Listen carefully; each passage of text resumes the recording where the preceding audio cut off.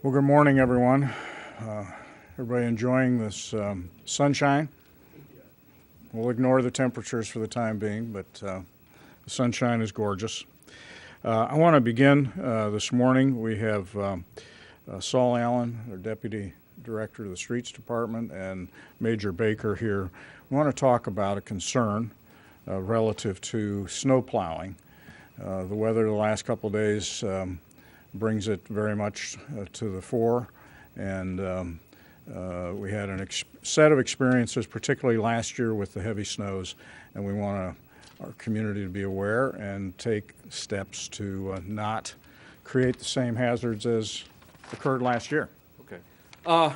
Real briefly, before I get into that, I just want to send out a reminder that Construction and Maintenance 1, testing for the Construction and Maintenance 1 is next week, Saturday, January 17th, and people have to get signed. Anyone interested in that has to be signed up by tomorrow, Thursday. Applications are still available here at the City Building, but that has to be done by Thursday. Those applications, those are beginning opening positions with the City Construction and Maintenance, especially in my department. So those applications are available, and like I said, that testing will be next Saturday. Now, moving on to snow. A couple issues I do want to get through with we've had a couple, 3 inches of snow right now, and probably nothing, and I hope nothing to the type of events we had as of last year.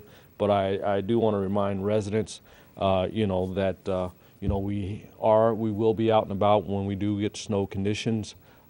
Just a reminder that if possible, if you drive down your street and you can barely get down your street with your car, please realize that we cannot get down that street with a snowplow.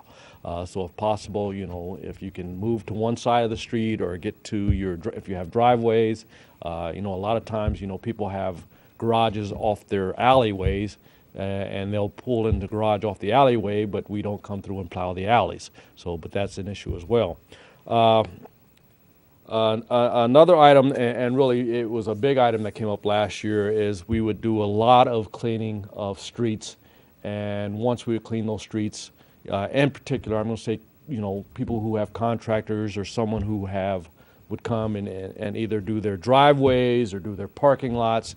We've gone through, we've got the street all cleaned up, and then you come back through and we see these driveways, parking lots snow being pushed out into the street, and that's an issue, and that's why I have Major Baker here with me. We want to discuss that, and that is actually an issue not only for us, and that is something that the police department, we will be informing the police department of those particular issues. Obviously, our concern is for the safety of the community, and when you push snow into the street, it creates a major hazard. We don't want to see people getting hurt, but with that, it is also illegal. So please remind your contractors or yourself as you're trying to get rid of snow. We understand this, you have to kind of look at the situation and do the best you can, but at the same time, if you push snow into the street, you can't be cited for that. It's a first-degree misdemeanor, which actually could be a jailable offense. And more importantly, we don't want to see anybody get hurt by the snow in the street and then accidents. And the other thing we want to remind people too is you can't block the sidewalks as well as we need those cleared off. And if you're clearing out your drive and you block off your sidewalk, that creates a problem as well, and we can cite you for that too. We're asking for compliance though, but we will use those tools if we need to. Okay. Very good, gentlemen. Thank you.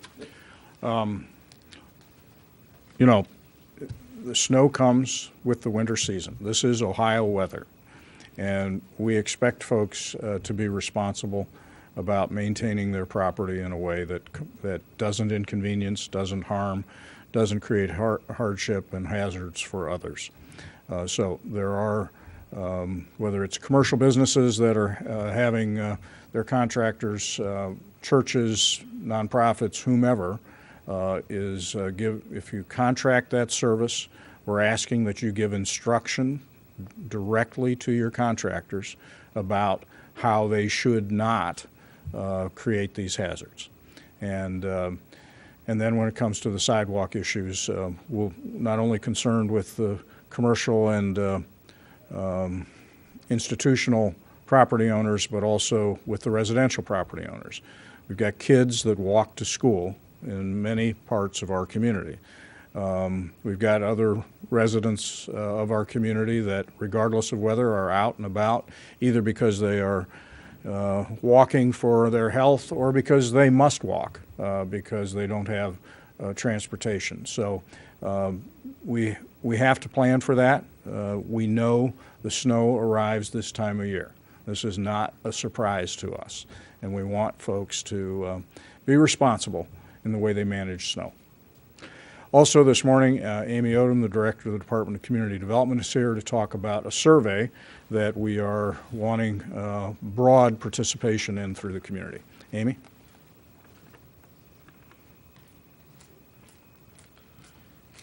Thank you, Mayor. This is just a reminder that as of actually December 22nd, the Lima Matters survey has been available.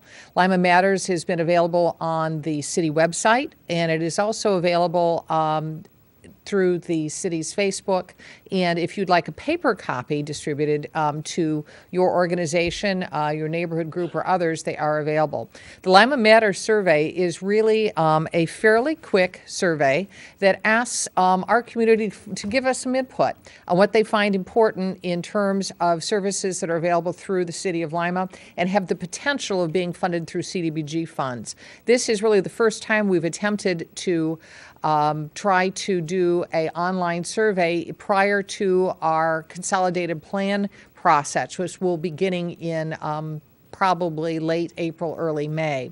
The city's consolidated plan process is a required process from the federal government that helps us allocate federal funds for community use. So the Lima Matters survey is an opportunity for people to give their direct input on what they see as priorities for use of those funds. And also, this will be useful for planning activities that may or may not be funded by CDBG funds as well. Again, it is called the Lima Matters Survey. It is available on the city website. And right now, we've had about 363 responses, which is pretty good. We'd like to get up to 2,000. I'd also like to remind folks is you do not have to live in the city to be a respondent. We know that the Lima-Allen County community is a larger community. If you work in the city but live outside the city, if you make use of city services, we'd like to hear your voices as well. So again, please check on the city website. If you'd like a paper copy of the Lima Matters survey, please go ahead and contact the Department of Community Development, and we'd be more than happy to make them available to your organization. Thank you. Lastly, I'll just mention as well that through the city website, if someone is interested, they can sign up for email notifications of all kinds of information from the city. As we issue news releases about positions being open for city hiring, as we make announcements about the Lima Matters survey or about other street closings, all those kinds of things. If you go to the city's website and input your email address, you will receive an automated notification anytime a news release is posted by the city. It's a great way to stay up on what's happening, and I expect over time that will become a much, hopefully, used option for residents in the city to stay apprised of what's happening. So with that, I believe that's all we have for this morning, but we'll break down for individual interviews. Thank you all for being here.